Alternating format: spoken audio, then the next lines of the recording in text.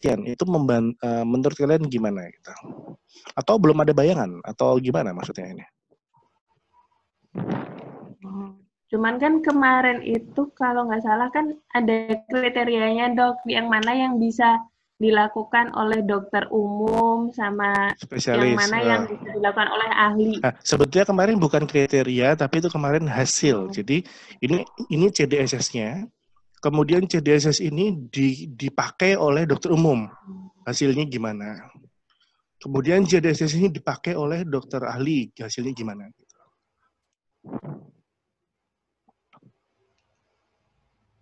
Atau gini deh, oke. Sekarang yang masih online berapa orang? Kita nyalain videonya semua dulu. Terus Indra buatin room untuk breakout room sejumlah orang yang orangnya ada di sini gitu ya. Yang videonya ada di sini berarti kan cuma sedikit, nggak usah semua yang videonya nggak masuk nggak usah dihitung karena orangnya berarti mungkin lagi nggak ada. Satu room isi 2 orang. Jadi sepasang ya. Jadi kamu hitung dulu jumlah roomnya berapa. Kemudian tugas pertama adalah masing-masing dari kalian coba membuat fantom pasien yang diagnosisnya adalah rinitis alergi. Tapi harus jelas rinitis alerginya variannya yang mana. Intermittent mild, intermittent moderate severe, atau persistent mild, atau persistent moderate severe. Paham ya? Buatlah seolah-olah kalian tuh kayak gitu, pasien itu gitu ya. Lalu setelah nanti dimasukkan ke ruangan berpasang-pasangan sama Indra juga masuk di situ. Kalian bergantian jadi dokter sama jadi pasien. Terus yang satu jadi dokter, satu jadi pasien, mencoba menebak diagnosis temennya. Oke. Tapi diagnosis temennya hanya si waktu anamnesis itu bebas, tapi nanti setelah selesai kamu tugasnya 2. 1 diagnosisnya adalah titik rinitis alergi titik. Nanti dijawab sama temennya, betul atau salah. Tapi temennya nggak perlu ngomong diagnosisnya yang betulnya apa seandainya temennya salah gitu ya. Jadi misalnya Rahfani tebaknya rinitis alergi intermittent mild, padahal pasiennya misalnya si Julita adalah rinitis alergi persistent severe, berarti kan salah. Nggak usah bilang, salah Fani, yang betul moderate severe, nggak usah. Jadi, betul atau salah, gitu aja. Yang kedua, kamu dokternya harus nyebutkan terapinya. Oh, terapinya berarti butuh obatnya A, B, C, D, E, gitu. Nggak usah nulis resep, nggak usah menambah brand, tapi golongan aja dulu cukup deh. Sampai ke golongan. Oh, ini butuhnya apa? Antihistamin. Oh, nggak usah pakai antihistamin atau apa gitu. Paham ya? Paham nggak? Oke. Kemudian, kita akan mempraktekkan 1 room 2 simulasi seolah kamu jadi dokter online. Oke. Jadi kita sedang simulasi konsultasi online. Ya.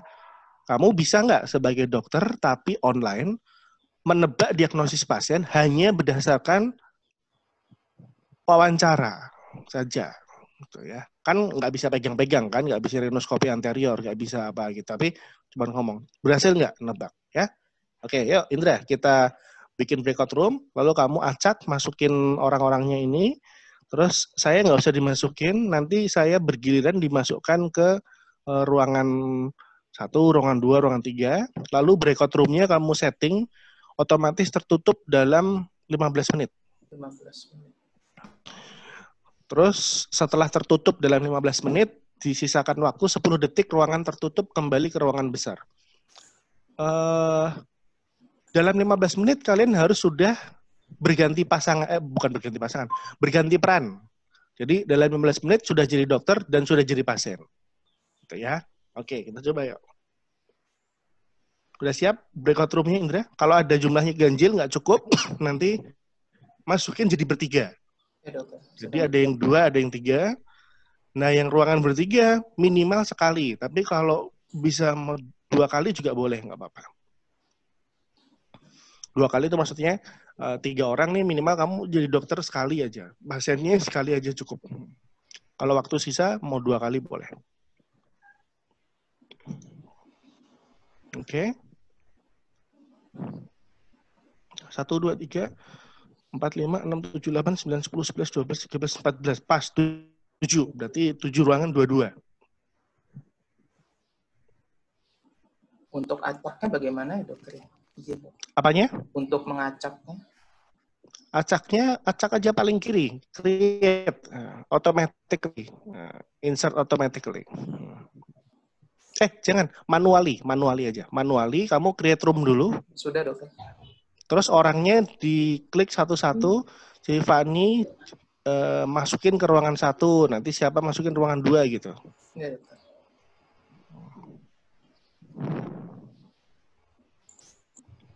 Kamu bikin dulu atau tulis di kertas atau di HP itu diagnosis saya adalah rinitis alergi intermiten atau persisten, mild atau moderate severe. Jadi nanti jangan berubah gitu. Jadi nanti temannya nebak, oh salah saya gini gitu ya, nggak boleh. Harus kunci jawabannya harus ada dulu. Jadi jangan berubah kunci gitu. Oke, sudah? Sedang dokter. Sedang, oke.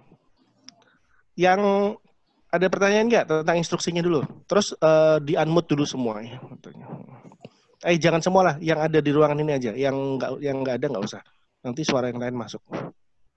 Jadi kalian silakan unmute masing-masing dulu aja yang di sini.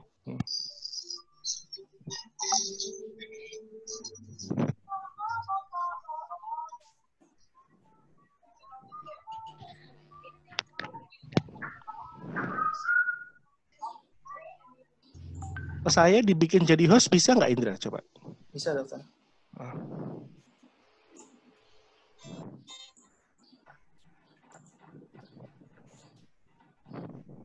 Oke.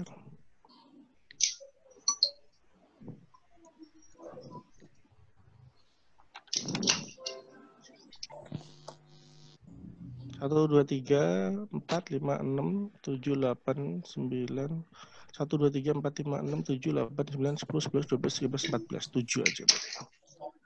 7 room. Manually. Get rooms.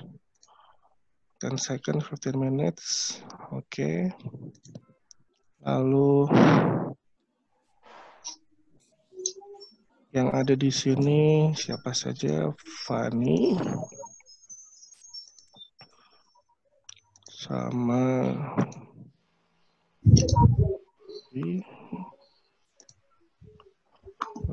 terus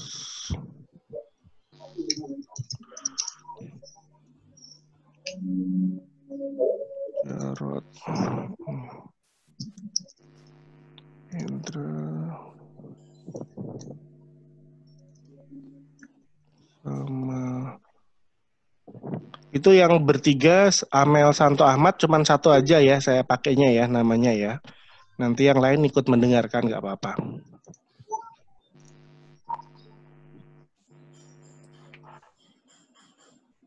Oke.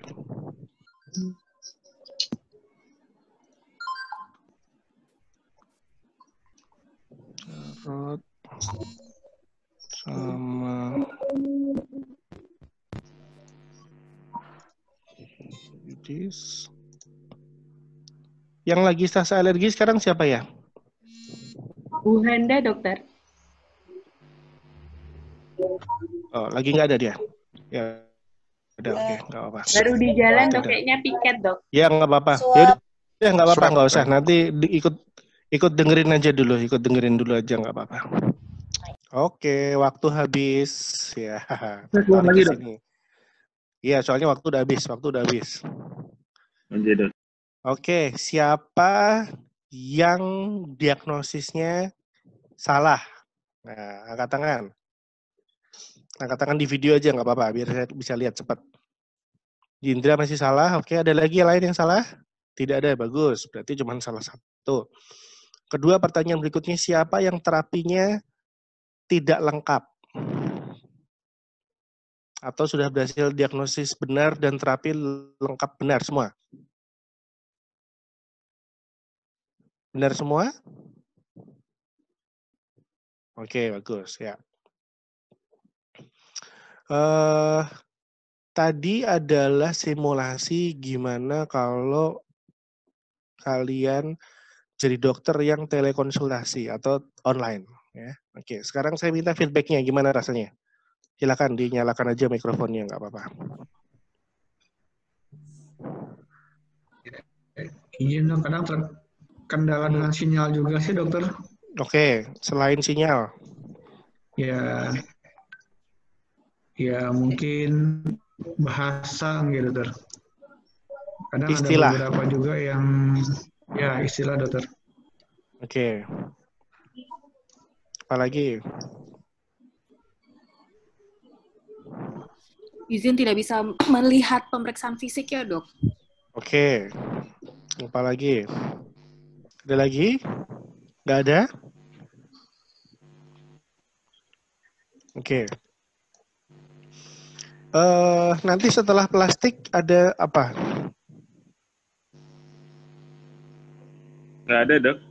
Nggak ada, oke. Nanti setelah plastik kita ulangi lagi ya.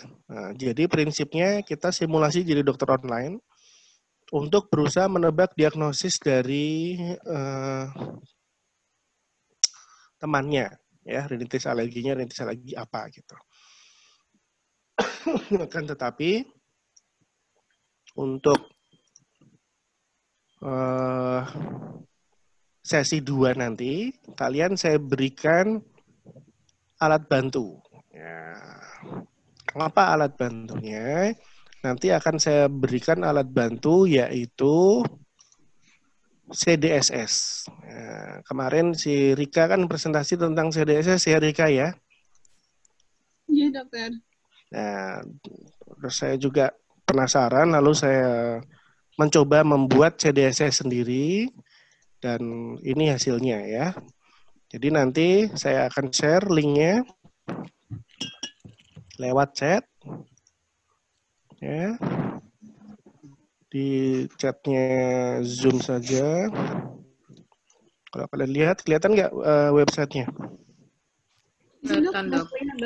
Oke, di websitenya itu adalah bukapraktek.com ya. Ini startup milik saya lagi kembangin. Kalian nanti klik yang konsultasi online, terus pilih yang dokter, ya. Nanti akan masuk ke sini, ya. Lalu scroll ke bawah, ini ada CDSS THT, baru ada satu penyakit yaitu pilek alergi. Nanti kamu klik. Lalu CDSS alergi kamu klik lagi. Lalu kamu akan masuk ke lembar CDSS alergi, ya. Nanti kamu melakukan telekonsultasi tapi menggunakan ini, ya. Contohnya begini. Misalnya Rika kamu jadi pasiennya ya, misal, atau Sufi deh. Kan udah punya pasien, udah punya diagnosis ya. Oke. Sufi,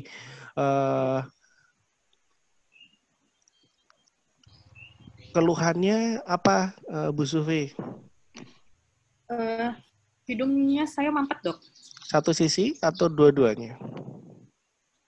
Dua-duanya. Nah, berarti bukan yang ini, maka ini tidak kita klik, kita geser ke berikutnya. Ingusnya yang keluar warnanya seperti apa? Bening. Bening, berarti bukan mukopurulen, berarti tidak kita klik. Lalu kita ke sini gitu ya. Jadi kalau salah jangan diklik, tapi kalau sesuai kita klik ya. Ada seperti lendir mengalir di belakang tenggorokan nggak, Bu? Seperti jatuh dari hidung ke belakang. Ada. Ada. Nah, kalau ada, kita klik. Nah, kalau ada, berarti gejalanya menurut CDSS ini bukan gejala khas rintis alergi. Karena itu berarti sudah ada arah ke sinusitis kronis. Gitu. Karena murni hanya rintis alergi, tidak ada postnasal dripnya. Gitu, ya. Ya, misalnya ada pasien kedua, kita ulang gitu ya. Meskipun bisa saja pasien alergi ada komorbiditas rhinosinusitis, cuman ini kita lagi simulasikan murni rinitis alergi aja. Ini CDSS-nya belum bisa mendiagnosis yang komorbidnya ya. Terus ada nyeri di wajah nggak Bu Sufi? Ada. Ada. Nah, kalau ada nyeri di wajah, kita klik. Ini juga sama. Kalau ada nyeri di wajah berarti bukan khas rinitis alergi. Karena berarti mungkin sudah ada keluhan ke sinusitisnya. Apakah ada mimisan berulang? Enggak pernah. Ada. Kalau penciuman gimana Bu? Masih ada bisa mencium dengan baik atau ada masalah pembauan, penghidu? Kadang kayak terganggu ya, tapi masih Kadang bisa terganggu. mencium. Kalau ada terganggu berarti ke sini juga bukan ya. Berarti kalau dari gejala awal tadi itu pasiennya bukan murni rinitis alergi tapi sudah ada komplikasi ke yang lain gitu ya. Terus kalau seandainya dia murni rinitis alergi saja tanpa yang lain, maka tidak ada gejala yang lain tadi semua, kita klik, baru kita lanjut ke yang berikutnya. Ya. Yang dirasakan mampet ya Bu ya? Ya Dok. Ya mampet. Mampet berarti kan ada nasal obstruction, maka kita klik nasal obstruction-nya. Oke, lalu kita lihat di sini ada nggak data ini ya? Sudah pernah tes alergi belum Bu? Dulu pernah. Hasilnya gimana Bu? Tungau Apakah alergi. dibilang sama dokternya ada yang positif?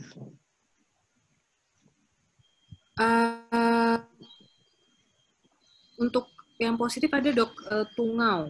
Tungau, oke berarti dia ada hasil positif ya. Kita klik yang ini nanti. Tapi kalau dia nggak ada hasil tes alergi, ya kita tanya yang lain. Ada nggak tanda yang lain? Pemeriksaan fisik nggak bisa dilakukan ya, berarti kita nggak bisa pakai opsi yang ini. Kita cari opsi yang lain ya. Tapi dia bilang pernah tes alergi, oke kita klik ya. Bu gejalanya tadi gimana? Apakah cuman dalam seminggu? Kira-kira berapa hari? Setiap hari Dalam atau tidak?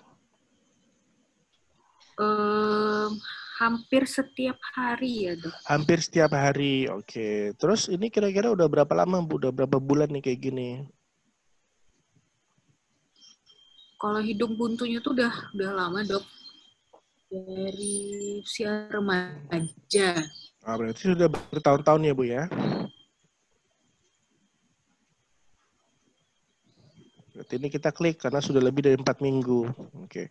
Nah, keluhan Ibu tadi itu mengganggu pas belajar atau kerja gitu nggak, Bu? Mengganggu aktivitas atau tidak, Bu? Pada saat saya pagi itu mengganggu sih, pagi. Pagi mengganggu ya. Oke, berarti ini kita klik. Maka menurut CDSS, diagnosisnya adalah rinitis alergi persisten moderate severe. Betul nggak, Sofi? Ya, Dok. Betul ya? Ya, Dok. Ya, berarti CDSS saya sebagai dokter online dibantu dengan CDSS ini tadi yang saya desain. Ternyata CDSS-nya berhasil membantu saya mendiagnosis dengan betul. Ya. Tapi ketika kita klik lagi, dan di sini juga muncul panduan terapinya. Ya.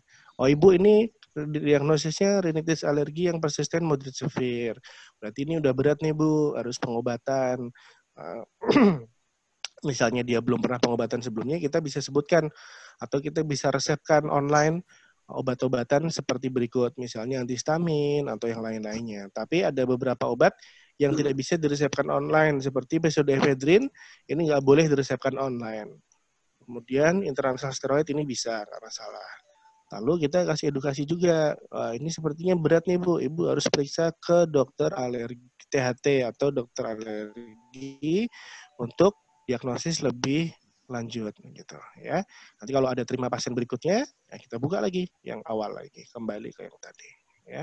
Nah, itulah tadi sekilas cara pemakaian CDSS alergi yang tadi saya bikin untuk membantu menegakkan diagnosis rinitis alergi dan atau juga sekaligus memberikan informasi tentang apa pilihan terapi yang bisa dilakukan. Ya, oke. Gimana? Feedbacknya, Rika atau Sofi?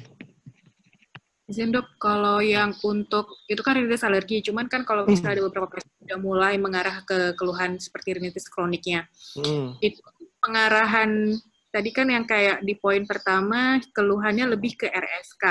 Betul. Saat ini tidak langsung kayak keluhan ini, misalnya tadi yang facial pain, terus facial pain-nya kalau kita klik kan munculnya hanya bukan gejala rinitis, tapi Betul. apakah option yang lain mungkin facial pain karena ada kayak opsi lainnya dok?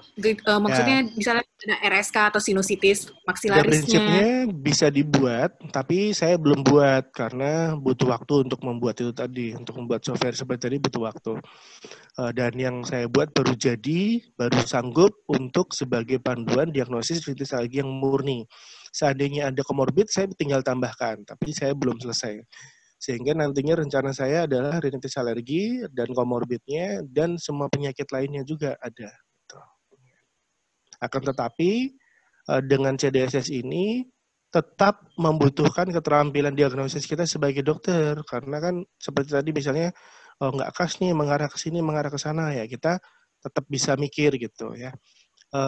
Tapi ini nanti kita akan coba praktekkan. Nah, coba nanti kamu buka di laptop kamu software ini, kemudian kamu coba gunakan berdasarkan panduan itu yang ditanyakan untuk mendiagnosis pasien kamu.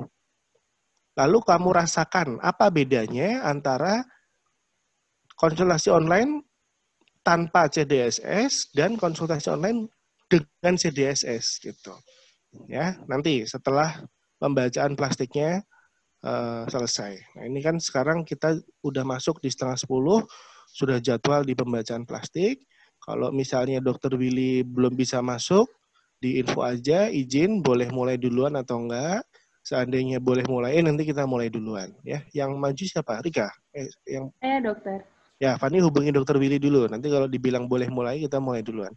Oke, Rika, gimana Rika? Menurut kamu? Kamu kan kemarin udah belajar jurnalnya nih. Sekarang lihat barang fisik yang made in Indonesia nih, kita buat sendiri nih. Izin dokter untuk list-listnya dokter, mungkin nanti bisa kami coba lagi dok untuk mengetahui rinitis alergi klasifikasi yang lainnya dokter. Oke, baik. Nanti kita coba, tapi setelah pembacaan plastik ya. Ini Dr. Fani biar menyelesaikan jadwal bacaan plastiknya dulu. Nanti kalian bisa akses dan coba praktekkan gitu. Ingat ya? Ingat dokter. Taksi Mutiara Express, ingat ya? Iya, Dok. Siapa yang pernah naik taksi Mutiara deh atau Express siapa? Mutiara deh, Mutiara. Siapa? Mutiara nggak pernah, Express. Oke, yang Express. putih. Yang putih, betul. Kalau Mutiara itu yang ada unit eksekutifnya tuh. Tahu nggak ya Mutiara, tahu nggak? Belum dok. Mutiara deh, saya tanya Mutiara, ada nggak? Nggak tahu. Itu dari bandara ya. Bisa pilih Arpat atau Mercy, tahu nggak? Belum dok. Siapa yang pernah? Coba. Kayak Silverbird gitu kan, Freddy Dok? pernah, Fer? Silverbird. Freddy pernah? Kayak Silverbird gitu modelnya, Dok. Seperti Silverbird tapi bukan dari Bluebird, betul. Jadi dia Iya. tadinya Silverbird kan punya Bluebird taksi biasa, lalu ada Silverbird yang Arpat, lalu Mutiara mencoba head to head dengan mereka gitu ya. Jadi ini kita bahas sedikit tentang aspek bisnis juga. Jadi tadinya si Mutiara tuh saingan sama itu gitu. Dia punya unit mobil-mobil yang bagus. Naik Arpat dari bandara ke rumah cuma mungkin 100 atau 200 ribu gitu ya. Jadi kalau cuma pengen ngerasain nyamannya pakai Arpat, ya naik itu aja udah bisa gitu. Dulu saya pernah sih cobain gitu ya. Dan selisih biayanya juga nggak terlalu banyak gitu. Jadi dia main di segmen premium. Tapi di mana sekarang taksi Mutiara ataupun taksi Express? Ada yang tahu nggak? Assalamualaikum dokter. Ya? Iya dok. Dokter Yasar. Ada di mana si taksi itu mereka sekarang? Oh, ada angin. Ada yang tahu? Mana? Rambutnya kok terbang tadi. Rambutnya terbang, ada kipas anginnya soalnya. Off dong. Mereka bangkrut sekarang ya. Jadi taksi Express Mutiara bangkrut. Siapa yang bikin mereka bangkrut? Online, Dok, online. Uber. Ya. Taksi online. Uber pun bangkrut. Uber di Indonesia bangkrut. Uber di Indonesia bangkrut. Gitu. Yang membangkrutkan adalah taksi online. Yang jadi masalah adalah dulu boleh nggak mobil plat hitam angkut penumpang? Nggak boleh. Tidak boleh. Itu taksi gelap, betul ya? Masih ingat nggak dulu ada razia taksi gelap gitu ya? Mobil hitam angkut penumpang, karyawan dan lain-lainnya itu sempat jadi masalah besar. Tapi apa yang terjadi hari ini? Terbalik 180 derajat. Taksi plat kuning hilang, hanya segelintir yang masih bertahan. Dan sekarang yang menguasai jalanan adalah taksi plat hitam. Apapun brandnya, saya nggak nyebut brand ya. Yang online-nya. Kalau yang offline tadi yang tergilas sudah terjadi. Nah, pelajaran menarik yang kita bisa tarik dari proses disrupsi industri 4.0 di dunia industri transportasi. Bahwa ternyata existing business yang tidak melakukan perubahan model bisnis ataupun penyesuaian dengan kondisi teknologi yang ada, ternyata kalah, tergilas oleh model bisnis yang baru. Pertanyaannya, kenapa dia kalah? Kenapa dia tergilas? Coba, saya mau dapat insight dari teman-teman nih.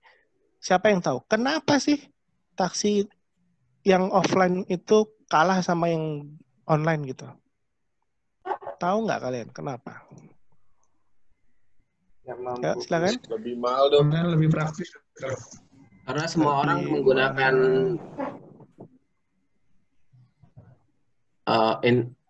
online dokter untuk memudahkan semuanya. Kuncinya ada beberapa ya. Satu, lebih murah, itu Indonesia banget ya. Ada yang lebih murah 1.000, ambil ya. Apalagi lebih murah 10.000, pasti diambil. Oke. Masih ingat dulu naik taksi pakai yang plat kuning itu dari bandara misalnya Soekarno-Hatta ke rumah kamu Jakarta Selatan atau Jakarta manapun, dibandingin pakai yang online, lebih murah mana? Online. Selisihnya sekitar berapa rupiah? Banyak dong. 10.000? 10.000. Lebih. 50.000. Ada price difference 50.000 rupiah. Apa yang terjadi di Indonesia kalau ada barang sama, harga selisih 50.000 lebih murah? Orang ambil yang lebih murah. Apalagi pesannya gampang. Pesannya hanya menggunakan HP. Nggak usah nunggu di jalan, nggak usah ngantri berdiri lama. Tinggal pencet, habis itu sambil minum dulu di kafe, tunggu. Begitu datang, ting dong, ada notifikasi misalnya ya. Jadi lebih murah, lebih mudah, lebih nyaman. Itu faktor yang berpengaruh sehingga mereka kalah, tergilas. Ya. Nah, nyaman, mudah, oke lah. Tapi saya mau tanya, kenapa bisa lebih murah? Padahal ongkos bensin sama kan? Jarak tempuh sama. Kenapa bisa lebih murah? Siapa yang tahu? Mungkin ada sponsor dokter. Pajaknya mungkin dokter. Pajak, sponsor, oke. Yang lain? Karena Belum dapat nih. Izin dok, tangan kedua dokter. Tangan kedua, pihak kedua, oke ya. Ya, sudah mulai dapat. Oke. Biaya operasional itu kata kuncinya ya. Overhead cost ya. Artinya begini. Kalau perusahaan taksi konvensional mau main di perusahaan taksi, di industri taksi, angkutan umum yang private. 1, dia harus bikin izin. 2, dia harus beli mobil. 3, dia harus cari supir. Baru bisa mulai kerja. Oke, berarti belum dapat duit, udah keluar duit 3 kali. Ngurus izin, kendaraan, supir. Ya. Belum bensin. Ini komponen keempat. Oke. Apa yang terjadi di online? Dia, oke lah, izin, let's say ada. Terus, mobil. Ada nggak mobil? Tidak ada. Mobil pihak ketiga. Mobilnya mitra. Berarti, izin sama keluar duit. Beli mobil, dia nyicil, keluar duit. Berarti penghasilan harus ada komponen untuk cicilan mobil. Karena nggak mungkin beli cash sekian banyak mobil. Kemudian, online, mobil nggak perlu bayar. Berarti hilang kos beli mobil hilang. Oke.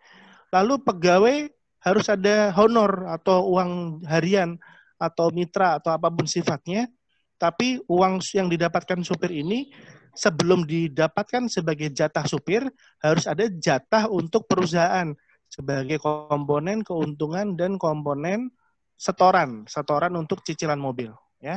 Jadi uang 100.000 pertama itu belum dapat ke supir kalau taksi konvensional. Mungkin baru dapat setelah dapat 200.000 atau 250.000 setorannya. Setelah dia dapat 250.000 baru uang berikutnya buat dia. Gitu. Mungkin kalian masih ingat kalau jaga klinik ya, jaga klinik di Jakarta, ada klinik yang membuat sistem per pasien 10.000 setelah pasien ke titik-titik, ingat ya? Iya, Dok. Ya, Dok. Biasanya setelah pasien ke berapa tuh? Ingat nggak? Ke 5, ada yang ke 10, dokter. 5, 10, ada yang 20, ya. Ada yang 20 juga, ya. Tapi biasanya berbanding terbalik. Kalau makin banyak pasiennya, nanti honornya makin besar dan lain-lainnya. Nanti ada perbandingannya gitu. Tapi ada ya kan setoran. Jadi kita harus setor dulu 5 pasien ke klinik, baru kalau ada pasien berikutnya, kita dapat. Jadi posisi kita sebagai dokter mitra di klinik 24 jam itu, dalam tanda kutip, bukan berarti meremehkan atau merendahkan profesi, tapi sistem kerja bagi hasilnya mirip nggak sama supir taksi konvensional? In a way or another, ya. Mirip. Ya. Mirip. Nah, sekarang kita bahas yang online nih. Begitu online, dibuat jalur sistem yang bagus, di mana nyaman dipakai dan mudah. Mereka investasi uang yang luar biasa besar untuk bikin sistem itu. Tapi dengan syarat kalau mau ikut harus modal mobil sendiri dan tenaga sendiri. Nanti dari uang dibagi hasil dan seterusnya. Oke. Ternyata itu bisa menekan overhead operational cost sehingga tarif yang dibebankan ke customer lebih murah. Di situ menang kompetisinya. Ya, di situ beda sedikit. Ini saya kasih tahu ya.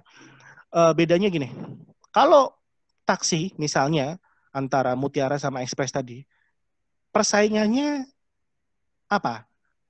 Mungkin tarif lebih murah sedikit, oke, tapi dia butuh margin atau profit tetap ya. Tapi di dunia startup ada fase yang berbeda. Ini mungkin kalian belum tahu, saya ceritakan. Fase 1 adalah user acquisition. Ya. Jadi dia tujuannya hanya satu. Gimana caranya semakin banyak orang yang make dia. Gimana caranya biar banyak yang pakai dia? Dikasih apa? Promo, diskon, gratis. Masih ingat dulu ada voucher makan gratis banyak banget dari provider online itu, ingat? Sekarang mulai berkurang ya. Dulu ada promo gratis apa, sekarang mulai berkurang. Ingat nggak dulu tarif online berapa murahnya? Sekarang sudah mulai naik pelan-pelan, nggak terasa. Sekarang tidak semurah dulu lagi. Ya. Jadi dulu dia bikin harga rendah banget, murah banget, enak banget, bonusnya banyak banget. Atau kalau mungkin platform pembayaran online misalnya, dia kasih promo, bayar ini, diskon sekian persen, dan seterusnya. Maka banyak yang pakai. Itu fase 1 user acquisition. Setelah terjadi user acquisition, terjadi apa kemudian? Market domination. Dominasi pasar. Ya. Maka dia rebutan. Kalau kita ngomongin belanja online, mana yang kalian pakai? Tokopedia, Shopee, Bukalapak. Blibli.com atau yang lainnya. Mana yang kalian pilih mana? Banyak promonya, Dok. Ya, yang mana yang paling banyak promonya? Shopee, Dok. Ya. Shopee berani buang duit buat kasih free ongkir. Begitu orang Indonesia dengar free, apapun belakangnya ya, ongkir lah, tarif lah, voucher lah, pokoknya depannya ada free, langsung ting ting ting ting ting ting, itu yang free ya. Maka dia nyasar user acquisition ya. Meskipun dia harus bakar uang sekian rupiah, sekian miliar, sekian triliun, nggak masalah. Dia targetnya 1, user acquisition. Setelah itu market domination. setelah terjadi market domination di salah satu industri, sekarang di industri belanja online belum terjadi market domination, masih rebutan user acquisition. Kalau sudah market domination, itu contohnya di transportasi. Tadinya ada Gojek, Uber, Grab. Terus Uber nasibnya kalah, market domination. Sekarang dipegang 2 nih, Gojek sama Grab. Betul ya? Apa yang terjadi berikutnya? Setelah terjadi market domination, baru dia masuk fase 3. Profit taking. Ya.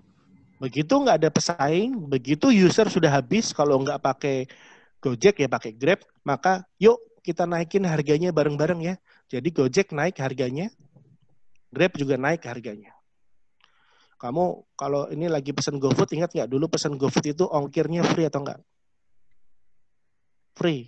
Sekarang ongkirnya berapa pesan GoFood? Berapa? Coba. Boleh di mute, unmute sendiri itunya, suaranya. Gantung jarak, tapi memang lebih mahal. Rata-rata lah, berapa rupiah? 10 ribuan. Sekarang udah di 10 ribuan. Dulu free, habis itu 3.000, habis itu 5.000, habis itu 7.000, sekarang 10.000. Pelan-pelan, ya. Itu kalau bahasa Jawa, kalau orang Jawa itu dilimpe, ngelimpe ya. Nah, ngelimpe itu apa ya? Dihajar pelan-pelan, ya itu ya. Jadi kalau langsung cepet, ini kaget. Tapi kalau ini dulu, terus baru gini, terus baru gini, terus baru begini, itu nggak berasa. Tuh ya, itu ngelimpe itu kayak gitu. Jadi kita awalnya dikasihnya murah, seneng banget. Oh naik dikit ya wajar lah. Oh naik lagi ya nggak apa-apa lah. Oh naik lagi kasihan lah gitu ya. Jadi ya kita maklum akhirnya gitu, nggak apa-apa. Nah itu kita ngomongin masalah industri transportasi dan kita lihat saja apakah nanti akan terjadi suatu fase berikutnya dari Gojek dan Grab. Yaitu apa? Siapa yang bisa tebak nih?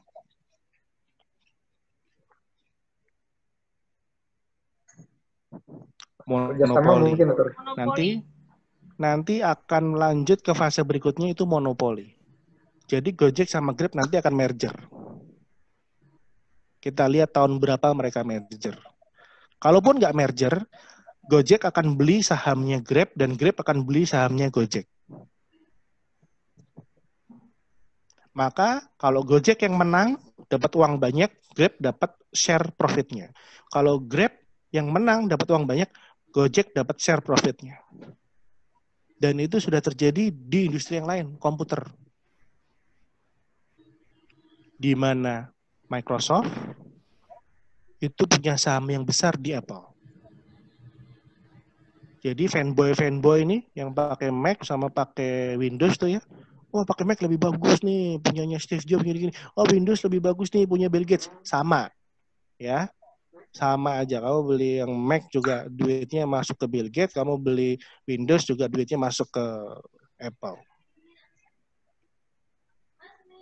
Contoh lain di dunia transportasi atau kendaraan otomotif adalah mobil. Bagus mana? Toyota Rush atau Daihatsu Terios? Sama. Itu barang sama. Cuman emblemnya beda, tapi harga selisih sekian puluh juta. Yang fanboynya Toyota, wow ini Toyota Rush nih yang bagus nih. Apaan sih Daihatsu Terios gitu ya. Itu sama ya. Di level paling bawah sekarang apa? Agia, Alia, sama ya. Dan sekarang udah terjadi cross brand seperti itu di banyak tempat. Honda nanti sama apa, Peugeot sama apa sama apa, itu udah Nissan sama apa, nanti Mitsubishi sama apa, itu udah cross brand. Ya. Sekarang kita balik ke industri kesehatan. Posisi kita sebagai dokter spesialis THT nanti apa? Kemarin saya udah bahas ya. 1, begitu lulus jadi apa? Karyawan posisinya. Oke. Karyawan di mana? Di rumah sakit. Oke. Rumah sakit apa? Negeri atau swasta? Oke. Kalau negeri berarti bos kamu adalah negara, pemerintah. Berarti harus melayani masyarakat. Oke. Tapi kalau swasta, maka bos kamu adalah owner rumah sakit itu. Kamu melayani masyarakat juga, tapi nanti profitnya pasti ada lebih banyak yang diambil untuk ke owner dan lain-lainnya. Sehingga tarif lebih tinggi, tapi layanan lebih bagus, lokasi, alat-alat lebih lengkap gitu ya. Oke. Itu oke lah, kita paham. Berarti awalnya ada persaingan nggak antara rumah sakit negeri sama swasta? Ada persaingan nggak nih? Ada deh. Pasti ada. Ini ada persaingan sebagaimana antara Mutiara, taksi Mutiara sama taksi Express nih, ya. Atau yang sekarang masih eksis Bluebird teh, ya. Orang milih mana nih? Pakai Express yang seperti itu atau pakai Bluebird yang seperti itu? Orang lebih prefer mana kalau disuruh pilih Express sama Bluebird? Ada pilihan dua sama-sama ready siap pakai, kamu pilih mana? Bluebird. Express atau Bluebird? Bluebird. Ya, karena brand dia lebih kuat. Oke, brand dia lebih kuat. Dan terbukti dia masih survive dan Mutiara sudah hilang. Meskipun sekarang sebagian saham Bluebird sudah dibeli sama siapa? Gojek. Betul. Sebagian saham Bluebird sudah dipegang sama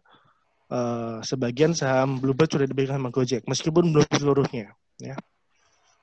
Jadi mau online maju, Gojek dapat duit cash-nya. Kalau Bluebird juga untung, Gojek dapat profitnya. Ya.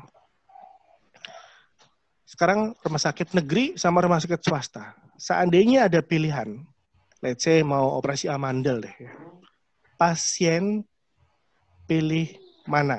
Rumah sakit negeri atau swasta? Swasta. Tergantung masyarakat yang mana. Masyarakat yang menengah ke bawah tidak punya daya beli, dia nggak peduli pilih mana, rumah sakit yang mana, yang penting BPJS. Free. Ingat kata kunci tadi ya, free. Yang penting free. BPJS itulah free-nya, ya. Free voucher, free diskonnya. Free operasi tonsil misalnya, ya. Di Karyadi operasi tonsil bayar atau gratis? Pasiennya.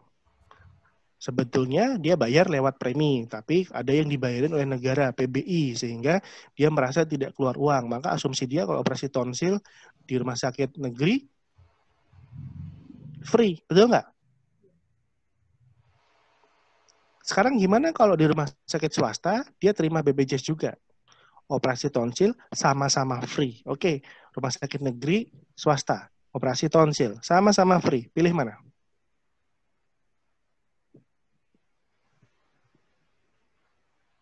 Swasta, Dok. Karena apa? Fasilitasnya, Dok. Karena apa? Let's say swastanya lebih bagus daripada negeri lah misalnya. Lebih bersih, lebih wangi, lebih rapi, ya. Toiletnya lebih wangi misalnya, dan selain-lainnya, ya. Kenapa pilih swasta? Nggak ngantri kali ya, Dok? Nggak ngantri ya. Ingat tadi yang Gojek sama taksi konvensional tadi ya. Lebih murah, lebih apa lagi? Lebih mudah, lebih nyaman. Nah, kalau sama-sama pakai BPJS-nya, berarti kan murah udah nggak jadi hitungan kan? Berarti tinggal pilih dua. Lebih apa? Mudah, nyaman. Oke. Oh, kalau di rumah sakit X ngantrinya operasinya bulan depan gitu ya. Oh, rumah sakit ini besok bisa atau minggu depan bisa misalnya. Kalau di sana kurang nyaman, di sini lebih nyaman. Itu preference pasien di situ. Itu belum selesai. Persaingan antara rumah sakit negeri dan swasta ini belum selesai. Tiba-tiba hadir pihak ketiga. Yaitu Vaskes virtual atau dokter online tadi. Ada bangunan rumah sakitnya enggak? Rumah sakit virtual itu? Enggak ada. Saya enggak sebut brand ya. Tidak ada. Sama seperti Gojek tadi enggak punya unit taksi, mereka juga enggak punya unit tanah dan bangunan rumah sakitnya. Mereka nggak punya.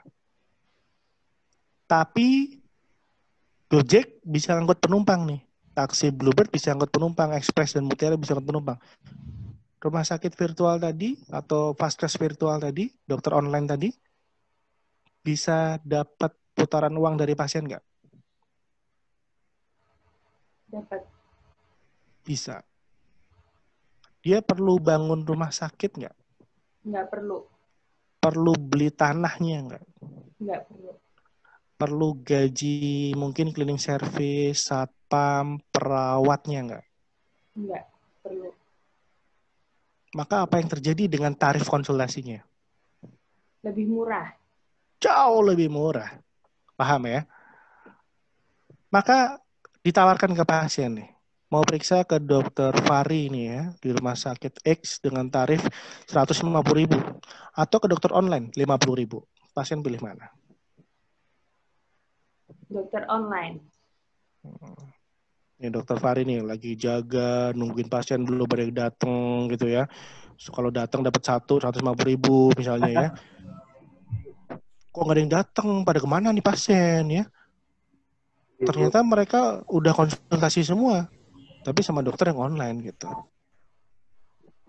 Ke kamu 150.000, ke mereka cuma 50.000 gitu. Apalagi ada promo nih, khusus selama COVID konsultasi free. Gimana? Datang ke kamu, bayar uang, harus parkir dulu, keluar bensin, atau dari rumah aja konsultasi online. Yang lebih mudah dan praktis, Dok. Mudah, nyaman, murah, bahkan free. Udah jelas pilihannya, nggak usah dibahas lagi. Pertanyaan berikutnya adalah bagaimana nasib kita ke depannya? Bagaimana nasib rumah sakit ke depannya? Apakah kita akan mengalami nasib yang sama seperti Taksi Express dan Mutiara? Ada nggak kemungkinan hal itu terjadi di industri rumah sakit dan dokter ini? Tapi kan masih butuh tindakan, Dok. Kalau nggak kan butuh rumah sakit buat tindakan. Oke, itu satu argumen. Oke, boleh. Siapa lagi mau berpendapat? Boleh. Tidak akan hilang, Dok. Saya nggak khawatir. Mereka masih harus operasi, nggak mungkin operasi online. Oke. Ada yang lain mungkin? Siapa mau kasih pendapat lagi? Ini masa depan kalian loh ya. Kalian kan baru lulus 3-4 tahun lagi kan. Pada saat lulus, lah nggak ada pasien, online semua. Gimana coba?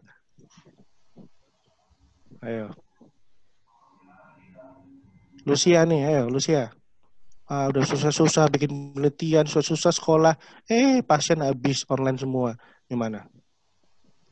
Masih belum bisa, Dok. Masih tetap akan ada perawatan di rumah sakit, dokter, untuk kasus-kasus tertentu. Kalau misalnya poliklinik rawat jalan sih kemungkinan akan bisa tergantikan dengan online. Tapi kalau untuk yang rawat inap, kemudian operasi masih belum bisa, dokter. Oke, saya terima argumennya dan pendapatnya. Ya, jadi di dunia kesehatan kita nggak akan terhilangkan sepenuhnya, tidak akan terhilangkan sepenuhnya. Akan tetapi memang ada sebagian revenue yang tergerus, yaitu di konsultasi online. Jadi begini, kalau kita bahas satu populasi pasien, ya, manusia Indonesia 200 juta, let's say. Berapa sih yang sakit? Misal 10%, berarti 20 juta. Oke, let's say 20 juta. Maka 20 juta itu mungkin dia tetap harus datang ke rumah sakit dan periksa dan operasi dan lain-lain. Oke. Pertanyaan saya, 180 juta yang lain kemana? Apakah sehat walafiat semua?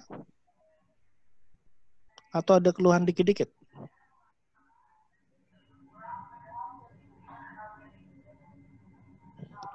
Mereka ada keluhan sebetulnya, tapi sedikit, ya. Jadi kalau ada polaritas yang ekstrim, ada orang sakit sama orang sehat. Ya. Sebetulnya ada orang yang setengah sehat, setengah sakit di antaranya. Nah, pasar ini yang diceruk, pasar ini yang ditarget. Ya. Kalau gitu kita aman dong dokter ya. Kita kan pegang yang sakit doang. Gitu. Gimana? Aman nggak, Tiar? Aman nggak, Tiar?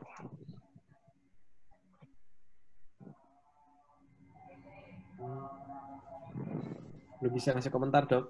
Belum bisa ngasih komentar. Adi, aman nggak nih?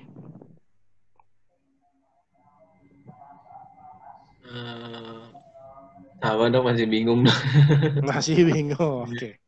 Ya, selama kamu masih punya value yang hanya bisa ditawarkan langsung, misalnya operasi, keterampilan, dan lain-lainnya, maka sebenarnya kamu masih aman, ya.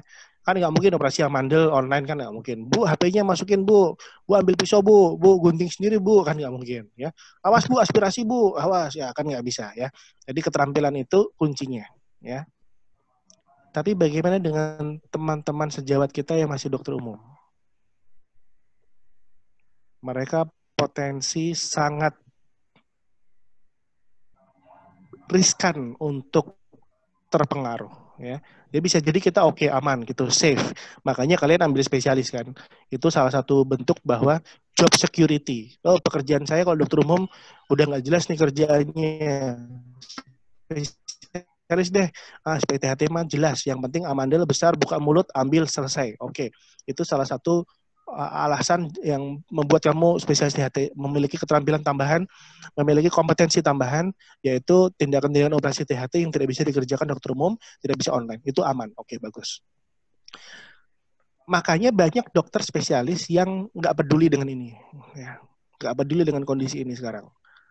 Bodoh amat online, offline, yang penting pasien masih ada, operasi, meja operasi saya masih penuh, antrian sampai bulan depan, pasien mau operasi saya tunda-tunda kok. Ngapain pusing-pusing mikirin online gitu ya.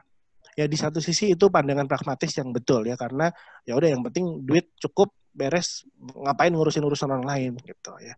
Di sisi lain bagi yang muda-muda terutama baru mulai berkarir, apalagi yang semester 1, 4 tahun lagi baru lulus, kita nggak tahu 4 tahun lagi kayak gimana nih dunia kedokteran layanannya seperti apa. Maka mau tidak mau kita harus update ikut.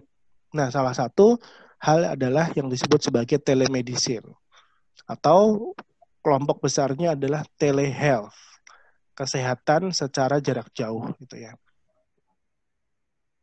Apakah bisa operasi jarak jauh? Itu telesurgery namanya. Kita bahas berbeda komponennya nanti ya. Saya jawab dulu, bisa operasi jarak jauh asalkan pakai mesin Da Vinci. Jadi kalau pakai mesin Da Vinci, ada 2 mesin yang sama, kita satu mesin di Semarang, satu mesin di Jakarta, maka pasien di Semarang bisa dioperasi sama dokter di Jakarta. Itu bisa, ya. Jadi telesurgery sudah bisa. Memang nggak pakai HP, tapi pakai mesin Da Vinci. Nah, tapi kita belum punya, karena alatnya mahal sekali dan koneksi harus 5G. Kita belum 5G, ya. Zoom aja hilang koneksi, gimana mau operasi kan? Coba operasi. Hilang koneksi kan? Aduh, mana saksen kan hilang. Ya. Susah, nggak bisa. Jadi telesurgery baru bisa di 5G era, mungkin masih 5-10 tahun lagi atau mungkin 20 tahun lagi, kita nggak tahu.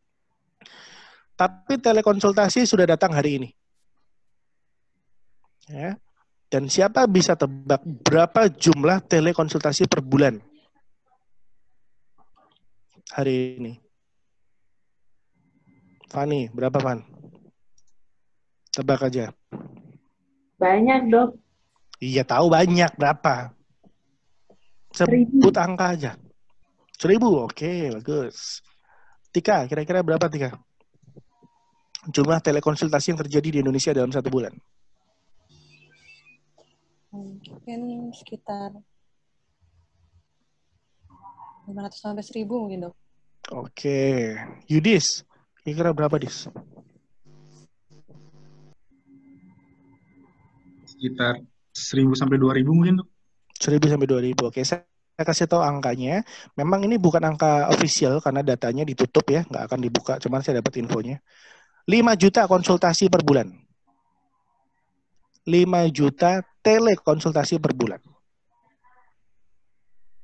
Which means ada 5 juta konsultasi yang harusnya terjadi di klinik, tapi terjadi di HP. Can you imagine that? Ya? 5 million per month. Ya. Coba rumah sakit mana yang bisa rawat jalannya nanganin pasien 5 juta sebulan? Rumah sakit sebesar apa yang sanggup melayani rawat jalan pasien 5 juta sebulan? Coba kita hitung, 5 juta dibagi, let's say 25 hari kerja berapa? Kalkulator, hidupin kalkulator. 5 juta bagi 25. 200.000 dokter. Berapa? 200.000 dokter. Let's say polinya ada 20. Berarti per poli dapat pasien berapa? 10.000 dok. Izin dok, 10.000. 10.000. Misalnya kita rumah sakit buka 8 jam.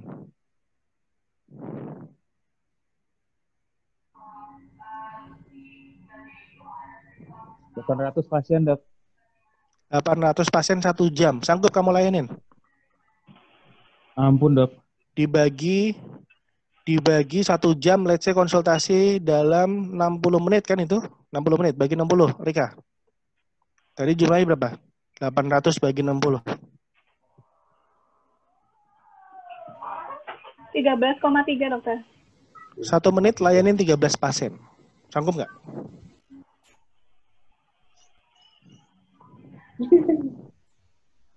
Nggak sanggup, Dok. Nggak ada rumah sakit yang sanggup begitu. Makanya kalah semua rumah sakit. Makanya pasien lebih mending ke sana. Tadi kalian udah simulasi telekonsultasi. Habis waktu 7 menit, 8 menit ya. Mungkin 10 menit lah ya. Itu konsultasinya doang. Belum kalau dia datang. Berarti dia tambah parkir 10 menit. Belum kalau rumahnya jauh. Tambah perjalanan setengah jam. Belum kalau macet. Tambah macet setengah jam. Berarti untuk mendapatkan tatap muka selama 15 menit, dia harus keluarin waktu berapa menit? 1-2 jam mungkin. Maka kalau dia bisa keluarkan waktu 0 jam, langsung konsultasi online, dapat 15 menit, sementara dia harus keluarkan waktu 2 jam atau 1,5 sampai 2 jam untuk datang ke fasilitas kesehatan, untuk dapat konsultasi yang sama 15 menit, misalnya harganya sama aja, sama-sama mahalnya 150.000, pilih mana pasien? Pasti pilih yang nggak usah parkir, nggak usah macet, nggak usah bensin. Apalagi ditambah nih, nggak usah terkena paparan corona. Pilih mana pasien? Makin mirip nggak nasib kita sama taksi Mutiara dan Express nih? Makin mirip. Ya. Maka bisa dipastikan gelombang itu akan datang dan menggulung kita di industri kesehatan. Gelombang perubahan ini, yaitu telekonsultasi. Ya. Nah, jadi pilihannya sekarang adalah bukan dokter offline atau online. Bukan itu pilihannya. Pilihannya apa? Siapa yang tahu?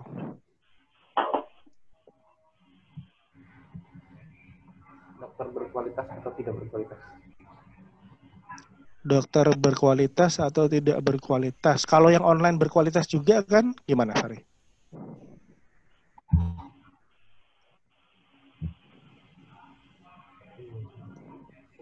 Pilihan lain apa?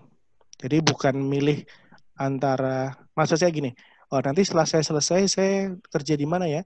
Dokter yang di rumah sakit offline aja, atau saya kerja di vaskes virtual yang online aja gitu ya? Pilih mana? Rika.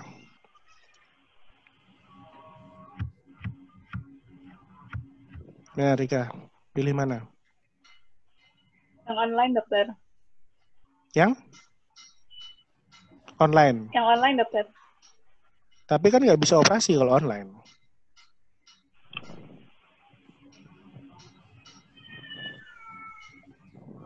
Sebelum ke operasi dokter kita bisa diagnosis dulu, dicoba diobatin dulu dokter.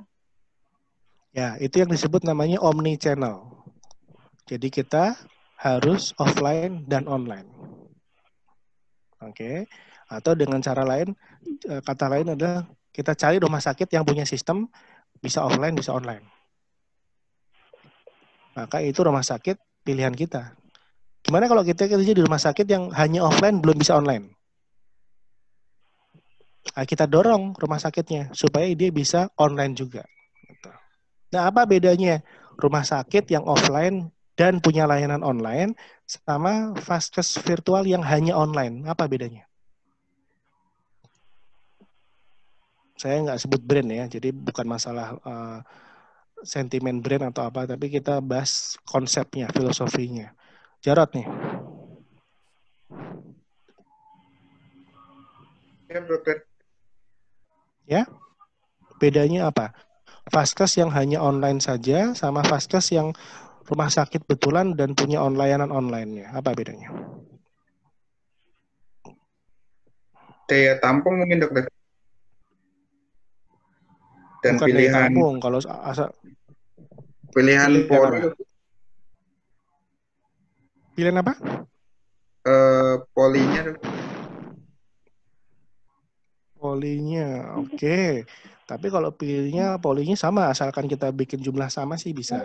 Apa yang kita kan selama ini kerjanya di yang offline ya, maksudnya gini, seandainya rumah sakit kamu punya layanan online juga, maka apa sih layanan unggulan yang rumah sakit memiliki dibandingkan dengan rumah sakit yang virtual atau vaskes virtual yang hanya online, murni online saja? Apa competitive advantage yang kamu miliki, kelebihan yang kamu miliki, khusus untuk rumah sakit kamu yang dibandingin dengan mereka gitu? Masalah perizinan. Pikir. Bisa meresepkan psikoterapika gitu dok. Obatnya jadi nggak terbatas. Kalau online kan obatnya terbatas dok. Obatnya, sebentar, tadi kamu Lucia apa siapa? Pani? Iya dok. Ya, ulangi. Tadi saya kira Lucia yang ngomong. Lucia di-unmute dulu Lucia. Obatnya jadi kan kayak tadi dok, kayak pseudoephedrine gitu kan tidak bisa diresepkan online. Kalau pas yang rumah sakit yang real kan bisa diresepkan. Jadi pilihan terapi lebih luas gitu ya. Pilihan terapi lebih lengkap. Ya betul. Itu bisa jadi competitive advantage-nya. Apalagi? Selain jenis obatnya lebih banyak, apalagi? Lucia udah bisa di-unmute belum Lucia? Kok sinyalnya? Coba tadi mau ngomong apa? Di-unmute dulu. Ya, sebentar. Oke. Masalah perizinan dokter, kalau misalnya yang rumah sakit. Izin sama-sama punya izin nih. Jadi izin sama, cuman satu izin virtual, satu izin rumah sakit on location gitu. Selain izin apa? Selain jenis obat? Izin dok. Ya, dok. Siapa yang ngomong nih? Nurul dokter. Nurul, oke Nurul. Ya.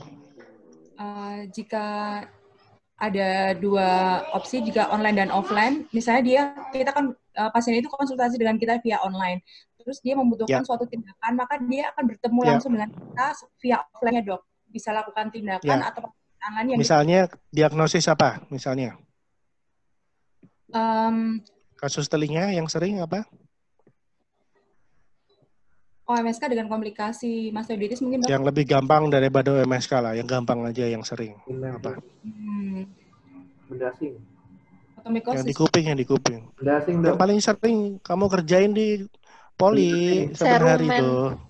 Nah, gimana? Kalau online gimana? Kalau serumen? Kalau secara offline kita kasih obat dulu, obat tetes. Nanti 3 hari lagi datang, baru kita lakukan tindakan ekstraksinya dokter. Kalau kalau online doang? Online doang, cuman kita kasih obat doang, itu kemungkinan juga tidak bisa tuntas dok. Kalau dia butuh tindakan. Taunya kalau itu serumen gimana kalau online?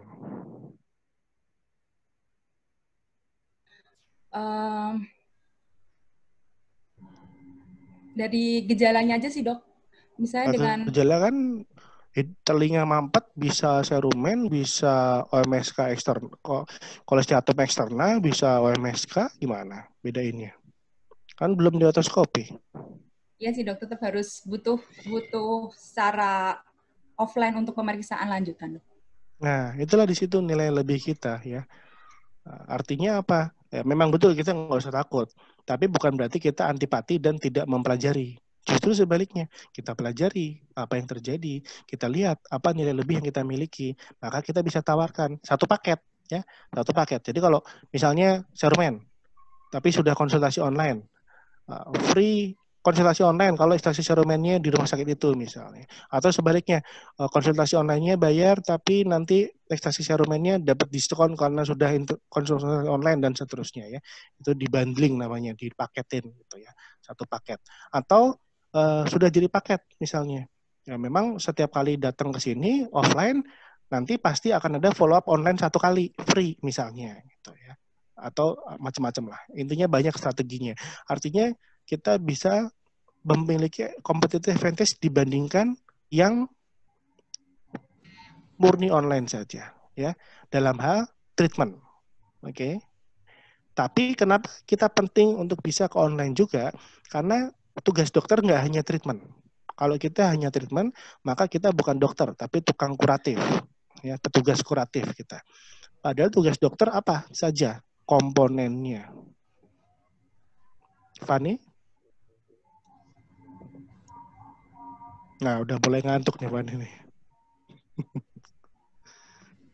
Kalau ngantuk ketahuan langsung. Yang lain video dinyalain ya, jadi saya bisa monitor yang ngantuk siapa ini. Nyalain dulu mic-nya, Fani. Masih mati. Ada edukasi, Dok. Ya, itu namanya kuratif, ada lagi promotif, preventif, rehabilitatif. Itu tugas kita sebagai dokter, ada 4 komponen. Ya. Jadi, kita tidak perlu memperdebatkan telemedicine atau tidak nih. Oh, telemedicine aturannya belum ada nih. Memang belum, karena belum dibikin. Yang bikin masih sibuk ngurusin yang lain. Jadi ya udah, biarin aja. Tapi kita belajar dari sekarang, sehingga ketika nanti aturannya keluar, boleh telemedicine, kalian udah siap untuk telemedicine, dan tahu caranya, deployment-nya, dan bagaimana cara penerapannya. Tadi kan udah simulasi, ternyata anamnesis dengan kamera kan susah, beda ya, dengan anamnesis biasa kan, tadi aja agak susah mau tanyanya. Maka sekarang kita mindset-nya diluaskan. Jadi jangan mikir, bodo amat, yang penting operasi. Ya itu berarti bukan secara lengkap tugasnya, tapi ya fokus operasinya doang. Ya itu sih nggak masalah secara finansial. Oke, saya nggak ngomongin masalah finansial. Kita ngomongin filosofi dari pekerjaan seorang dokter. Maka ketika kita fokus kuratif aja, bagaimana dengan edukasi pasca operasi? Apakah pasien masih perlu datang untuk kontrol? Oh Bu, gimana amandelnya, masih sakit nggak? Mungkin bisa online. Nyerinya sekarang berapa Bu? Oh udah nggak nyeri. Coba masih coba minum, menelan, oke, bisa, ya udah nggak usah datang, nggak apa-apa. Tapi kalau masih sakit Dok, padahal udah seminggu, harus datang. Saya lihat mungkin ada infeksi, gitu ya. Itu kombinasinya. Berarti saya udah treatment dan ada rehabilitatif. Udah 1 minggu pasca operasi kok masih nyeri, mungkin ada masalah, butuh obat tambahan. Berarti harus diperiksa ulang dan lakukan tindakan. Atau di sisi sebelum kuratif, yaitu preventif ataupun promotif. Oh Bu, jangan ini karena ini, nanti biar ini. Itu pencegahan, edukasi. Atau bahkan promotif. Bu, biar nggak sakit, nanti begini. Biar tetap sehat atau biar lebih sehat lagi, begini. Itu promotif. Ya. Jadi kita punya segmen yang memang betul selama ini terabaikan. Ya. Kita hanya fokus ngurusin kuratif aja. Kenapa? Karena rasio jumlah dokter sama rasio jumlah manusianya, pasiennya banyak. Kita nggak sempat nih edukasi lama-lama. Coba berapa lama kamu anamnesis pasien atau info konsen pasien selama ini di Poli? Paling 10-15 menit maksimal. Itu kalau udah diantrin yang lainnya, udah pasien di luar udah berisik, udah gelisah gitu kan. Itu yang memang kita kurang karena hanya di kuratif. Tapi kalau di promotif preventif mungkin ada tempatnya. Sehingga mungkin kita bisa gunakan omni channel berupa layanan online dan offline, tapi layanan online-nya tidak ditujukan sebagai layanan kuratif utama, tapi layanan online-nya digunakan sebagai pelengkap dari layanan kuratif utamanya, gitu. Yaitu untuk rehabilitatif, preventif ataupun promotif. Maksudnya gini, kamu lebih milih sama-sama online ya. Kamu lebih milih ketemu dokter online dan dokter online, ada 2 sama-sama online. Pilih ketemu dokter online yang kamu nggak kenal, nggak tahu ada di mana, mungkin dia di Jakarta, mungkin dia di Papua. Atau kamu milih ketemu dokter online yang sama-sama di Semarang, dan kemarin kamu udah ketemu sama dia. Pilih mana? Seandainya kamu seorang pasien yang di Semarang. Pilih yang udah pernah ketemu, Dok. Atau bahkan mungkin dia dokter yang melakukan operasi amandel kamu. Kamu lebih milih periksa online sama dokter yang sama atau dokter yang baru yang berbeda? Sama, Dok. Itu kuncinya. Ya. Itu competitive advantage kita. Ya. Jadi tujuan telekonsultasinya adalah bukan mereplace dokter existing, tapi untuk mengenhance existing dokter supaya dia reach-nya lebih luas, ya. Paham maksud saya ya? Jadi kita nggak ngomongin masalah telemedicine atau tidak telemedicine. Kita nggak ngomongin baik, buruk, iya atau tidak, boleh atau enggak. Kita bahas adalah dari sisi kita aja. Apakah kita mau ikut belajar sehingga bisa memanfaatkan potensi yang ada? Untuk apa? Untuk sebesar-besar kemanfaatan dari pasien kita tentunya, ya. Karena pasien kita, coba kalau pasien kita yang operasi amandel, ternyata dia rumahnya di Jepara. Misalnya, kemarin operasi ke sini karena misalnya tahu bahwa dokter Fani misalnya praktek di Semarang, dan dia pengen sama dokter Fani aja operasinya, tapi pas kontrol dia dari Jepara bisa gitu. Kira-kira pasiennya lebih seneng atau enggak gitu?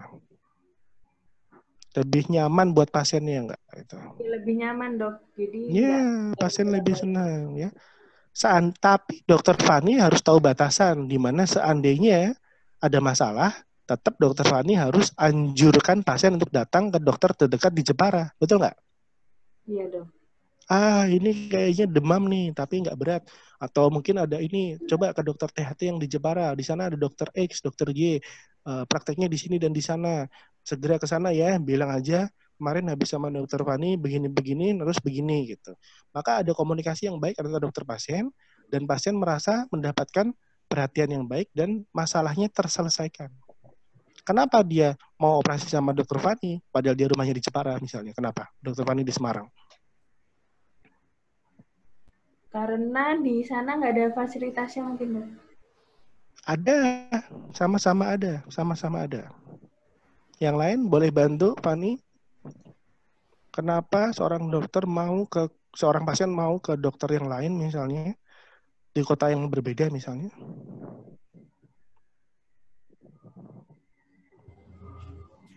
Ada pelayanan plus dari dokter Fani, Dok, yang tadi bisa telekomunikasi. Ya, ada layanan lebih, dan yang paling penting ada kepercayaan. Trust. Saya lebih percaya, saya lebih mantep kalau yang operasi dokter Fani lah. Pokoknya dokter Fani yang top gitu ya, misalnya. Itu ya. Jadi, tapi kalau ada apa-apa, bisa dibantu sama dokter yang lain misalnya. Nah, itu bagus ya.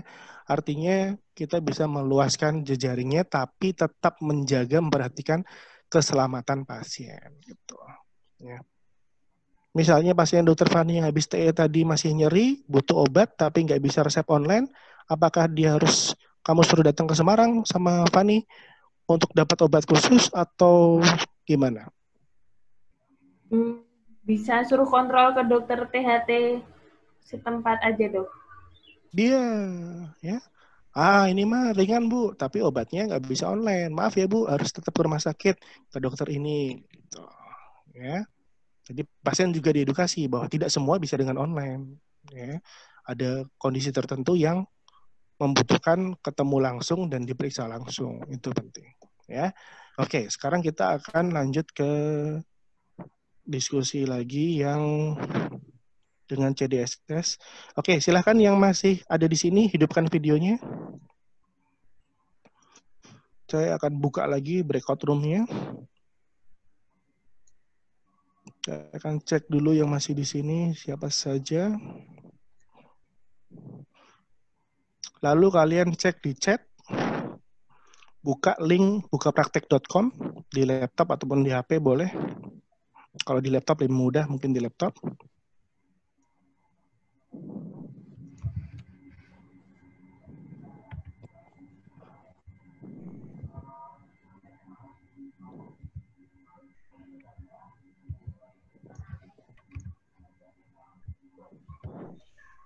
Sudah?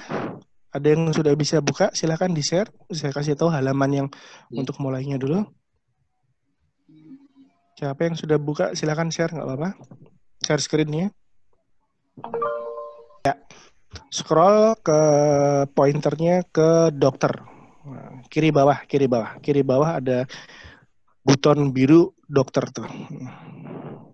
Konsultasi tuh. Atau ada konsultasi online, dokter, klik dokter. Yang dokternya tuh tombol dokter diklik, oke bagus. Terus klik lagi, scroll ke bawah, pilih yang CDSS alergi. Ini dok. Ya, betul. Diklik dulu, ya pilek alergi, CDSS alergi, diklik lagi. Oke, nah, ini adalah halaman mulainya ya. Pastikan kalian udah dapat ke halaman ini dulu. Oke, yang belum silakan dipaskan ke situ dulu. Udah semua ya? Oke. Ingat dengan cara yang sama, kalian bikin satu diagnosis untuk diri kalian sebagai pasien, lalu biarkan dokternya menebak. Tapi waktu menebak, si dokternya gunakan CDSS ini dan ditampilkan di share screen. Jadi biar sambil belajar ngelihat gitu ya. Oke? Paham ya? Jadi nanti saya pindah ke ruangan yang berbeda-beda, terus kalian sambil buka share screen-nya ini. Nanti ada yang berdua, ada yang bertiga, nanti silahkan menyesuaikan saja, nggak apa-apa. Kalau bertiga berarti nanti gantian, yang penting satu orang ngerasain jadi dokter satu kali aja, minimal. Waktu lebih bisa kalau lebih waktunya bisa bertambah atau diulang lagi, nggak masalah. Oke, siap ya? Waktu 15 menit, dibagi 2, jadi dalam 7 menit harus sudah selesai dan berganti satunya jadi dokter gitu. Kalau yang bertiga berarti 5 menit harus selesai ya. Oke. Sekarang saya bagi jadi ruangannya. Selamat datang kembali semuanya.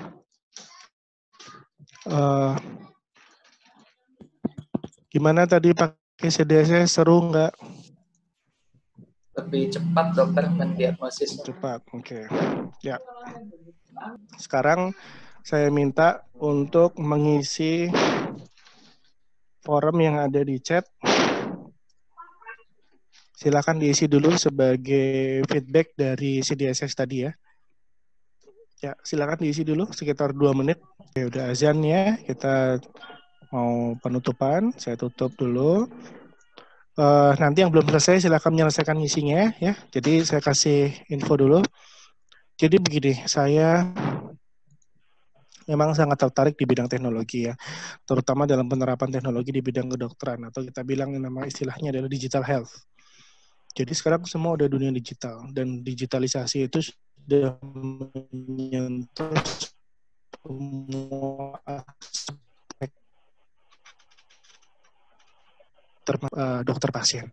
Sebagaimana proses transportasi sudah berubah, kita sudah nyaman untuk pencet HP, kemudian ketemu orang yang kita nggak kenal, lalu kita hop in, naik ke mobil dia, padahal kita nggak pernah tahu sebelumnya, dan dia udah willing to drive us, nganter kita mau gitu ya. Meskipun zaman dulu, ingat nggak apa dibilang, jangan pergi sama orang yang nggak dikenal. Sekarang kita pergi sama orang yang dikenal, ya. Dan mungkin laki-laki perempuan sama aja, ya. Mau kamu cewek juga asal ada Gojek, Grab, naik mobil siapa, udah bodo amat, naik aja ya. Padahal dulu kan nggak kayak gitu. Artinya perubahan behavior sudah terjadi. Consumer behavior sudah terjadi. Perubahan consumer behavior di dunia transportasi sudah terjadi. Dan berikutnya adalah perubahan customer behavior di dunia kesehatan. Dulu bisa jadi kita merasa terganggu kalau pas dokter itu dihubungin pasien. Pasien nelpon-nelpon ganggu gitu ya. Pasien konsul-konsul nanya-nanya lewat WhatsApp gitu ya, atau mungkin lewat telepon SMS ganggu gitu ya. Tapi bisa jadi sekarang akan berubah nanti 5 tahun. Kok nggak ada pasien yang konsul ya lewat telepon ya? Karena sekarang kalau konsul lewat telepon kan ada tarifnya, biayanya gitu. Jadi mungkin akan ada perubahan-perubahan yang terjadi baik untuk sisi customer ataupun sisi dokter, sisi pasien ataupun sisi dokter. Begitupun sisi rumah sakit. Apapun yang terjadi, seperti apapun perubahan itu, kita harus siap menghadapinya. Nah, di dunia pendidikan, khususnya untuk PPDS-THT, wabil khususnya di FK Undip, saya nggak mau kalian gaptek, sehingga tergagap-gagap nanti tidak bisa menyesuaikan diri dengan kondisi yang ada. Jadi dari sekarang belajar. Ya. Bukan berarti saya nyuruh kalian untuk telemedicine sekarang, bukan. Saya mau kasih lihat, di dunia Indonesia nih, di Indonesia udah ada kayak gini sekarang.